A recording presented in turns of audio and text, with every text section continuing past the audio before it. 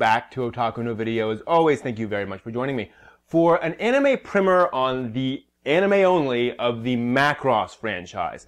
This is a big mecha franchise that goes back several decades and was instrumental in changing anime in some important ways. And it all starts back in 1982 with the original Super Dimensional Fortress Macross, a TV series that really did change things significantly. Now, the mecha in original Macross were remarkable for the fact that they start out as basically F-14s, which then transform into two modes, other modes, one of them being a giant robot. So that was different. But more importantly, the staff really focused on the animation quality in Macross. Up to that point, really, anime, especially on TV, was cheaply animated. There's just no getting around it.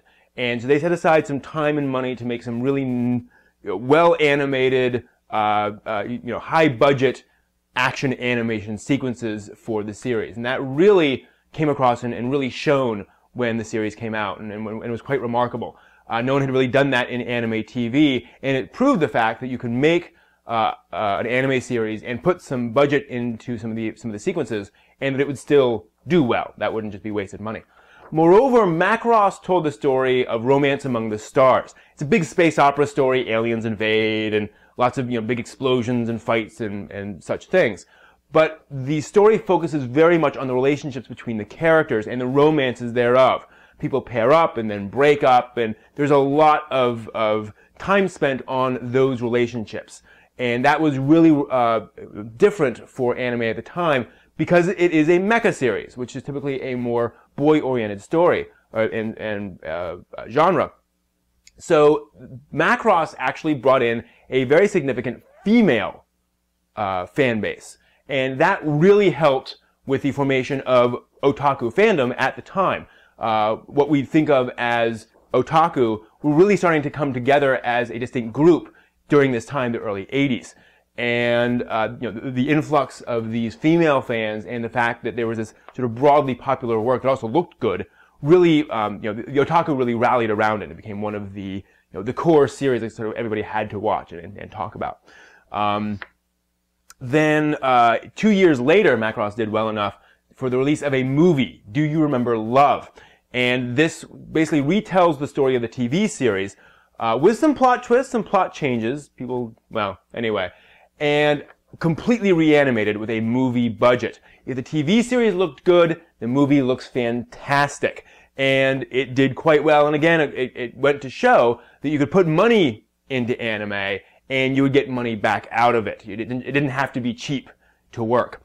Then 3 years later, saw the release of an OVA, essentially expansion of the movie called Flashback 2012.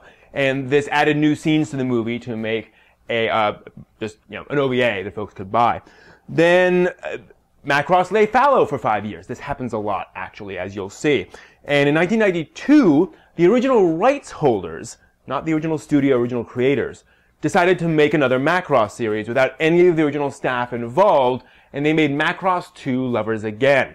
Now, Macross 2 has a very low reputation amongst a lot of Macross fans. It's a bit of a mess, frankly, and it does have its charm.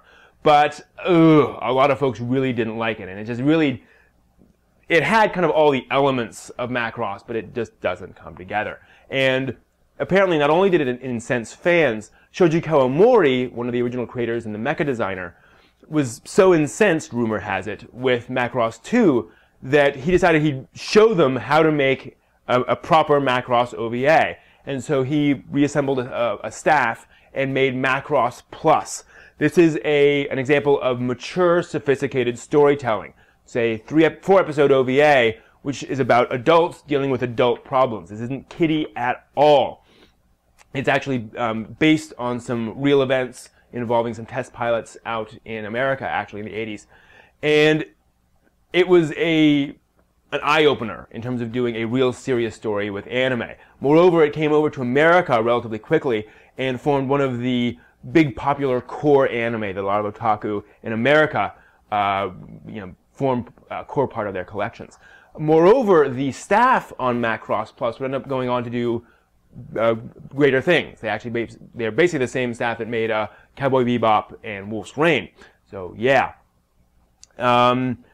Same year, Shoji Kawamori also made a Macross TV series called Macross 7. Now, Macross 7 is a more light-hearted show, more goofy, telling the story basically a teen band on a colony ship heading off into space. And this had, actually, it was quite popular when it came out, but definitely aimed at sort of a younger audience. Nothing that there's anything wrong with that. A year later, we saw more Macross Plus, more Macross 7. First, the release of the Macross Plus Movie Edition, which not only condensed down the OVA plot into movie length, it also added a few scenes to sort of massage and work out the story, make it work movie length, which actually adds a few extra layers to what's going on, sort of explains a few things, which is nice. There's also a Macross 7 movie, The Galaxy is Calling Me, and this works as basically a side story that's a movie-length episode that could be inserted into the events of the TV series. That year also saw Macross 7 Encore, an OVA of, I believe, 3 episodes that also could be fit into the TV series as extra stuff going on. Then 2 years later, we saw the final Macross 7 thing, Macross Dynamite 7. This is an OVA that was basically a sequel to the events of the original TV series.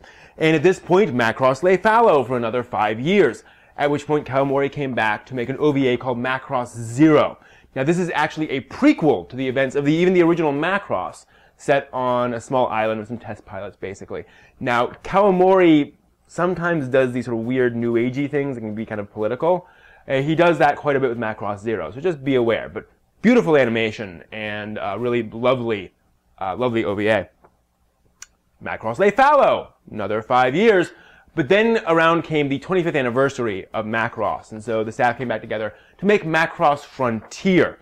And this is both an homage to previous Macross. There are basically references to every other Macross work in here, as well as a complete standalone anime mecha series. You don't have to have seen anything of Macross or anything else to watch and enjoy Macross Frontier on its own. High budget, great voice actors, interesting story. But if you have seen that Macross stuff, you will see some fun references in there. And Frontier did so well that it saw the release or the production of 2 more movies. First is The False Diva, which was a retelling of the events of Macross Frontier in the TV series. And 2011 will see the release of The Wings of Goodbye. This is a movie completely original telling a sequel story to the Macross Frontier TV series. So Macross is still alive and well and producing more stuff. We'll probably see another OVA soon, knowing Macross. And that's where it stands from the anime perspective. There have been several Macross manga, but we're not going to cover that right now. That's just the anime side of it. And that's it. Thanks for watching.